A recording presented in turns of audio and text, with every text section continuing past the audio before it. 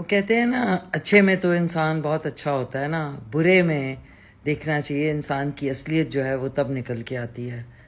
आप लोग कह रहे होते थे ना कि जी आर्ट की कोई बाउंड्रीज नहीं होती हैं, आर्टिस्ट जो हैं वो यूनिवर्सली एक दूसरे के साथ मिलजुल के करते हैं और फलाना, और म्यूज़िक जो है वो उसकी भी कोई ज़बान नहीं होती।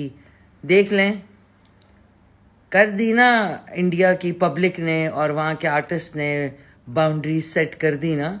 यही अगर आप लोग कर लेते एक टाइम में, अच्छा नहीं था?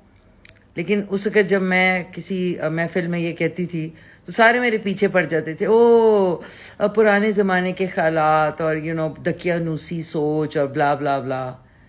देखें ज़रा मेरी पोस्ट पे जाके, मैंने डिलीट अभी तक नहीं किए हैं, कि वहाँ की पब्लिक के जो कमेंट्स हैं, माँ बहन की गंदी नंगी गालियाँ, गलाजत, हंसी, मजाक उड़ाना। जाएं जाके मेरी जो पोस्ट जो 2-3 लगी हुई हैं, जाएं जाके कमेंट्स पढ़ें, उसके बाद फिर मैं उनको ब्लॉक करूँगी और उनको डिलीट करूँगी। लुक एट देयर माइंडसेट, देखें जाके।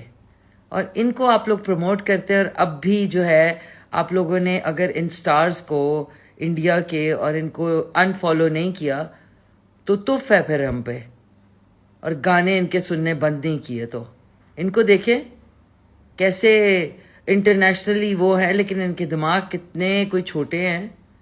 तो कहाँ गई अब वो जावेद अख्तर साहब के कदमों में जो बैठे हुए थे, उनकी आओ भगत कर रहे थे। इतनी तो उनको इंडिया में नहीं की होगी किसी उस चाचे को, बांगड़ू को, जितनी पाकिस्तान में।